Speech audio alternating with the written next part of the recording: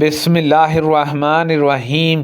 چنانچہ ہم لوگ آگے بڑھے اور انصار کے پاس خیفہ بنی سعد میں پہنچے۔ مجلس میں ایک صاحب سردار خزراج چادر اپنے سارے جسم پر لپیٹے درمیان میں بیٹھے تھے۔ میں نے پوچھا کہ یہ کون صاحب ہیں؟ تو لوگوں نے بتایا کہ سعد بن عبیدہ رضی اللہ عنہ ہیں۔ میں نے پوچھا کہ انہیں کیا ہو گیا ہے؟ لوگوں نے بتایا کہ بخار آ رہا ہے۔ پھر ہماری تھوڑی دیر تک بیٹھنے کے بعد ان کے خطیب نے کلمہ شہادت پڑھا اور اللہ تعالیٰ کی اس کی شان کے مطابق تعریف کی۔ پھر کہا، اما بعد، ہم اللہ کے دین کے مددگار انصار اور اسلام کے لشکر ہیں، اور تم اے گروہ مہاجرین کم تعداد میں ہو۔ تمہاری یہ تھوڑی سی تعداد اپنی قوم قریش سے نکل کر ہم لوگوں میں آ رہے ہیں۔ تم لوگ یہ چاہتے ہو کہ ہماری بیخ کنی کرو اور ہم کو خلافت سے محروم کر کے آپ خلیفہ بن بیٹھو۔ یہ کبھی نہیں ہو سکتا۔ جب وہ خطبہ پورا کر چکے تو میں نے بولنا چاہا۔ میں نے ایک عمدہ تقریر اپنے ذہن میں ترتیب دے رکھی تھی۔ میری بڑی خواہش تھی کہ حضرت ابو بکر رضی اللہ عنہ کے بات کرنے سے پہلے ہی میں اس کو شروع کر دوں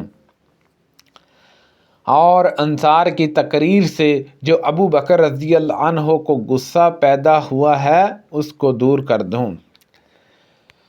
جب میں نے بات کرنی چاہی تو ابو بکر رضی اللہ عنہ نے کہا، ذرا ٹھہرو۔ میں نے ان کو ناراض کرنا برا جانا۔ آخر انہوں نے ہی تقریر شروع کی، اور اللہ کی قسم وہ مجھ سے زیادہ عقل مند اور مجھ سے زیادہ سنجیدہ اور متین تھے۔ میں نے جو تقریر اپنے دل میں سوچ لی تھی اس میں سے انہوں نے کوئی بات نہیں چھوڑی، فی البتہ وہی کہی، بالکل اس سے بھی بہتر۔ پھر وہ خاموش ہو گئے۔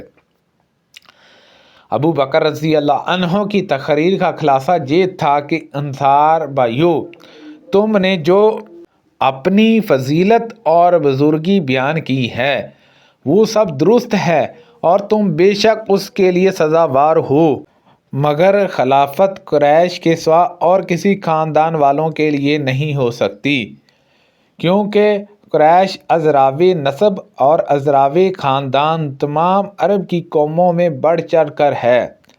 اب تم لوگ ایسا کرو کہ ان دو آدمیوں میں سے کسی سے بیعت کر لو۔ ابو بکر نے میرا اور ابو عبیدہ بن جرح کا ہاتھ تھاما۔ وہ ہمارے بیچ میں بیٹھے ہوئے تھے۔ ان کی ساری گفتگو میں صرف یہی ایک بات مجھ سے میرے سوا ہوئی، واللہ میں آگے کر دیا جاتا اور بے گناہ میری گردن مار دی جاتی۔ تجھے مجھے اس سے زیادہ پسند تھا کہ مجھے ایک ایسی قوم کا امیر بنایا جاتا جس میں ابو بکر رضی اللہ عنہ خود موجود ہوں۔ میرا اب تک یہی خیال ہے۔ یہ اور بات ہے کہ وقت پر نفس مجھ کو بہکا دے اور میں کوئی دوسرا خیال کروں جو اب نہیں کرنا۔ پھر انصار میں سے ایک کہنے والا حباب بن منذرہ یوں کہنے لگا، سنو سنو، میں ایک لکڑی ہوں کہ جس سے اونٹ اپنا بدن رگڑ کر کھجلی کی تکلیف رفع کرتے ہیں، اور میں وہ باڑ ہوں جو درختوں کے ارد گرد حفاظت کے لیے لگائی جاتی ہے۔ میں ایک عمدہ تدبیر بتاتا ہوں، ایسا کرو، دو خلیفہ رہیں، دونوں مل کر کام کریں، ایک ہماری قوم کا اور ایک قریش والوں کا۔ مہاجرین قوم کا اب خوش شور و گل ہونے لگا۔ کوئی کچھ کہتا، کوئی کچھ کہتا۔ میں ڈر گیا کہ کہیں مسلمانوں میں پھوٹ نہ پڑ جائے۔ آخر میں کہہ اٹھا، ابو بکر اپنا ہاتھ بڑھاؤ۔ انہوں نے ہاتھ بڑھایا۔ میں نے ان سے بیعت کی اور مہاجرین جتنے وہاں موجود تھے انہوں نے بھی بیعت کر لی۔ پھر انصاریوں نے بھی بیعت کر لی۔ چلو جھگڑا تمام ہوا۔ جو منظور الہی تھا وہی ظاہر ہوا۔ اس کے بعد ہم حضرت سعد بن عبیدہ کی طرف بڑھے، انہوں نے بیعت نہیں کی۔ ایک شخص انصار میں سے کہنے لگا، بھائیو، بیچارے سعد بن عبیدہ کا تم نے خون کر ڈالا۔ میں نے کہا، اللہ اس کا خون کرے گا۔ حضرت عمر رضی اللہ عنہ نے اس خطبے میں یہ بھی فرمایا، اس وقت ہم کو حضرت ابو بکر رضی اللہ عنہ کی خلافت سے زیادہ کوئی چیز ضروری معلوم نہیں ہوتی، کیونکہ ہم کو ڈر پیدا ہوا کہیں ایسا نہ ہو ہم لوگوں سے جدا رہیں اور ابھی انہوں نے کسی سے بیعت نہ کی ہو، وہ کسی اور شخص سے بیعت کر بیٹھیں، تب دو صورتوں سے خالی نہیں ہوتا، یا تو ہم بھی جبرن قہرن اسی سے بیعت کر لیتے یا لوگوں کی مخالفت کرتے تو آپس میں فساد پیدا ہوتا، پھوٹ بڑھ جاتی۔ دیکھو، پھر یہی کہتا ہوں، جو شخص کسی شخص سے بن سوچے سمجھے بن سالے مشورہ بیعت کر لے تو دوسرے لوگ بیعت کرنے والوں کی پیروی نہ کریں، نہ اس کی جس سے بیعت کی گئی ہے، کیونکہ وہ دونوں اپنی جان گنوائیں گے۔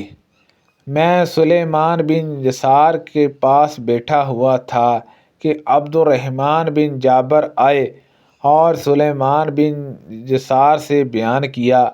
پھر سلیمان بن یسار ہماری طرف متوجہ ہوئے اور انہوں نے کہا کہ مجھ سے عبد الرحمن بن جابر نے بیان کیا ہے کہ ان سے ان کے والد نے بیان کیا، اور انہوں نے ابو بردہ انصاری رضی اللہ عنہ سے سنا۔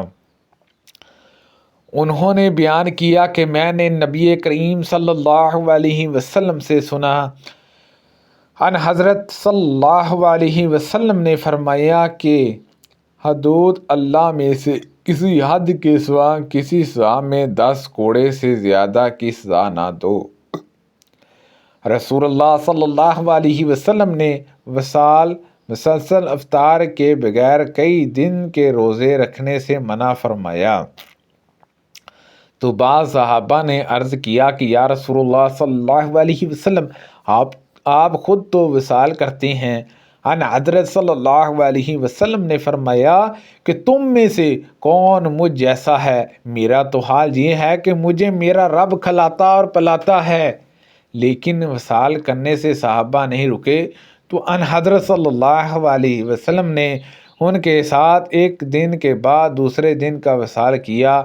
پھر اس کے بعد لوگوں نے چاند دیکھ لیا۔ ان حضرت صلی اللہ علیہ وسلم نے فرمایا کہ اگر عید کا چاند نہ دکھائی دیتا تو میں اور وصال کرتا۔ جی آپ نے تنبیہاً فرمایا تھا کیونکہ وہ وصال کرنے پر مصر تھے۔ اس روایت کے مطابق شعیب جہیہ بن سعید اور یونس نے ظاہری سے کی ہے، اور عبد الرحمن بن خالد فہمی نے بیان کیا، ان سے ابن شہاب نے، ان سے سعید بن مصعب نے، اور ان سے حضرت ابو ہریرہ رضی اللہ عنہ نے نبی کریم صلی اللہ علیہ وسلم سے بیان کیا۔ سبحان اللہ عز و جل۔ اللہ پاک سے دعا ہے کہ اللہ پاک ان حدیثوں پر عمل کرنے کی توفیق عطا فرمائے۔ اللہ پاک ہم سب کو صحت و تندرستی عطا فرمائے۔ کو پڑھنے میں غلطی کوتاہی ہو گئی ہو، اللہ پاک معاف فرمائے۔ صدقہ جاریہ سے زیادہ لوگوں تک شیئر کیجیے۔ آمین بجاہ النبی الامین صلی اللہ علیہ وسلم۔